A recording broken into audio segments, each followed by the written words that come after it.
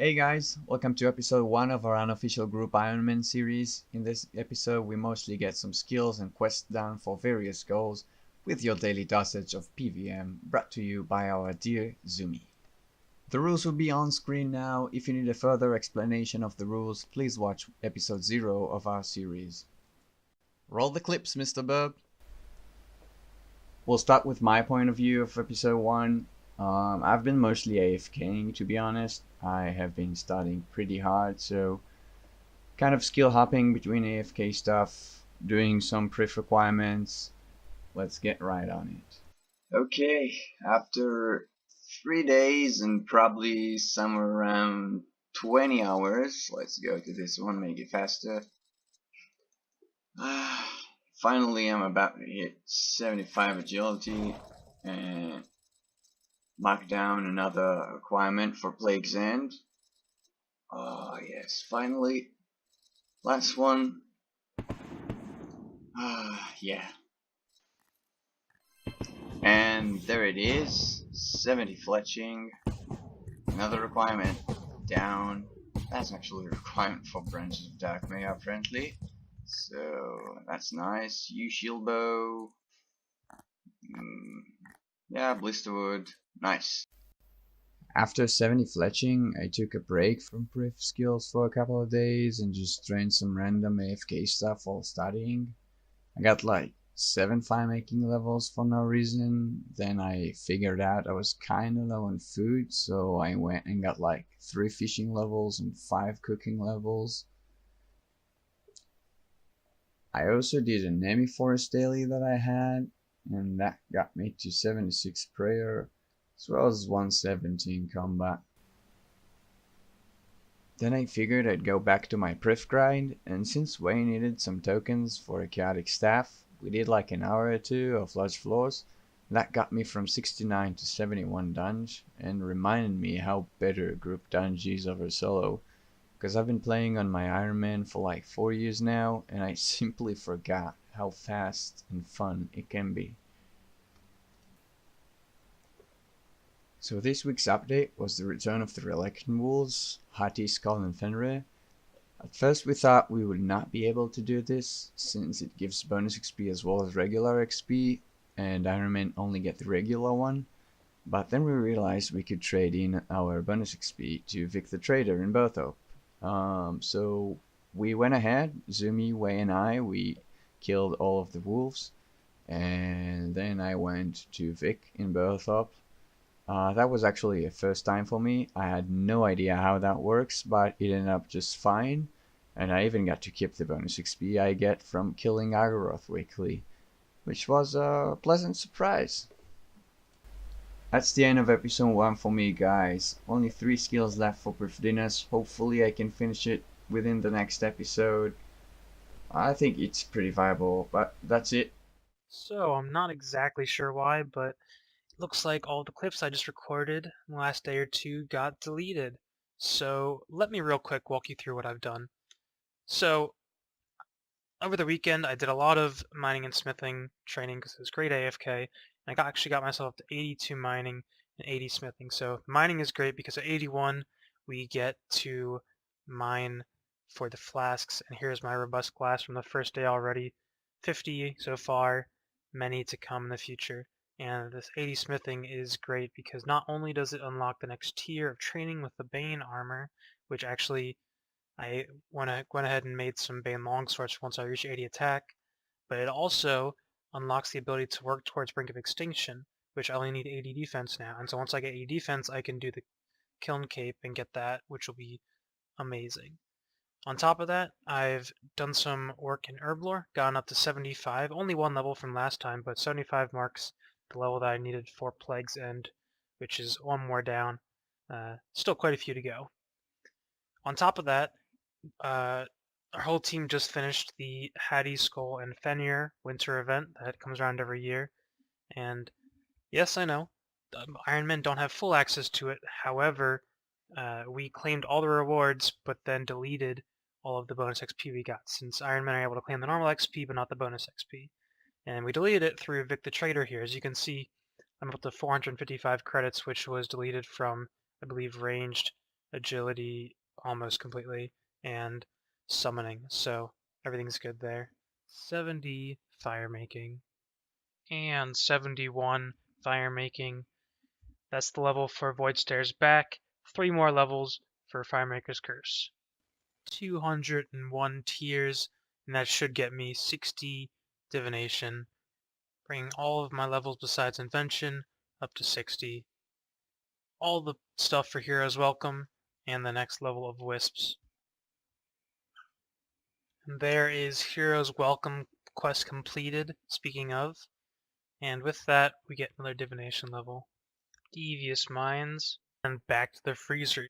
Curse of Arav, Prisoner of Glowfree, and that's Forgiveness of a Chaos Dwarf, which is actually great because not only do we have access to the battlefield for the pickaxe, which isn't as useful now as it will be later on for the Earth and Song pickaxe, but we also will be able to get the hand cannons that we can use for invention later on.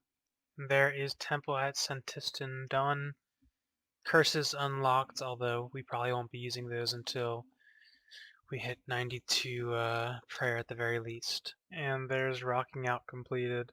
Window just closed, but 72 agility from that, as well as 81 smithing.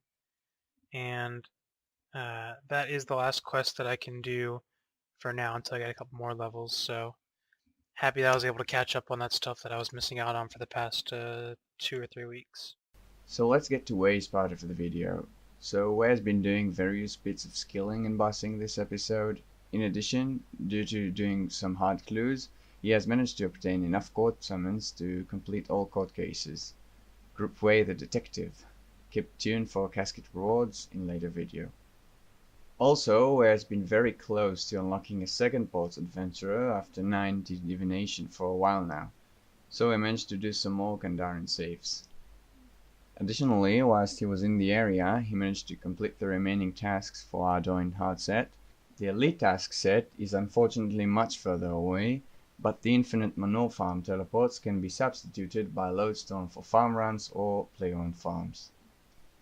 Way has been training various other skills. Previously runecrafting was his lowest skill, so whilst he needed some AFK time, he did some rune spanning. He has also been training from doing dailies, daily caches, player on farms, and 2 Jack of Trades every day used in Herblore XP. Now that he has 81 mining, Wayne can also start on mining crystal glass and red sandstone for future flask potion making. While the rest of us have been training up engineering for pref requirements, Wei did some dual largers with me this week and got 85 dungeoneering as a result. The Frost Dragon may be useful until he gets the Hunter requirement for River of Blood and can consider doing Vios for Prayer XP. With a full Slayer Hermit, killing Krill on task is good XP and easy kills, so Wei managed to obtain 80 Slayer, a Garb Subjugation drop and a Steam Battle Staff drop. Although this is the group's 5th garb, it can come in handy for components and invention training later on. So at the end of episode 1, Wei managed to get 2101 total levels, way ahead of all of us, like at least 100 total levels I believe, from the second best player. So yeah, big skiller.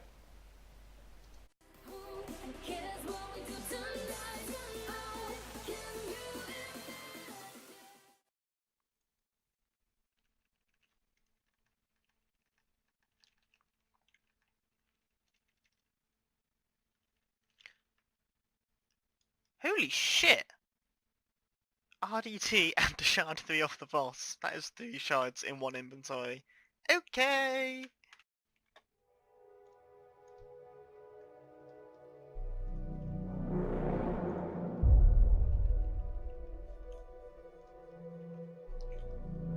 What the fuck? Effigy and Elite Clue. Okay then.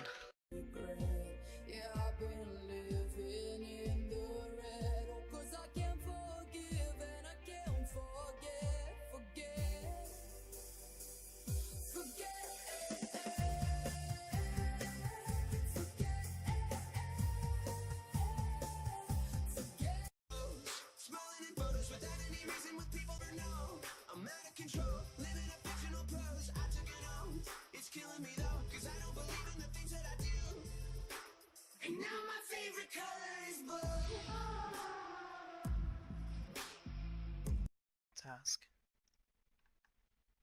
6.3 mil, up from like 4? This is too good. I'm not even done yet. How can everything? This is amazing. Oh, back to go now, I guess. So earlier, after that spiritual mage task, I did actually get enough Slayer points to unlock the Slayer helm, which is taking me too long. I know I'm 87 Slayer, but still, I finally have it. So now I'm obviously just getting more hex crests and focus sites for the rest of the team. I really hope I get one soon, because these guys suck. Like, they are horrible to kill. Well, horrible to get as a task anyway. Ooh, nice though. Finally done.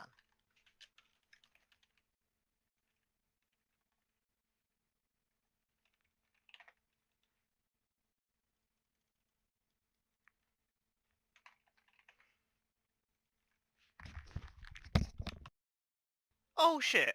Just got my headset back on. What the hell? Ascension grips? Cool! Nice! Okay. Unexpected. Jesus.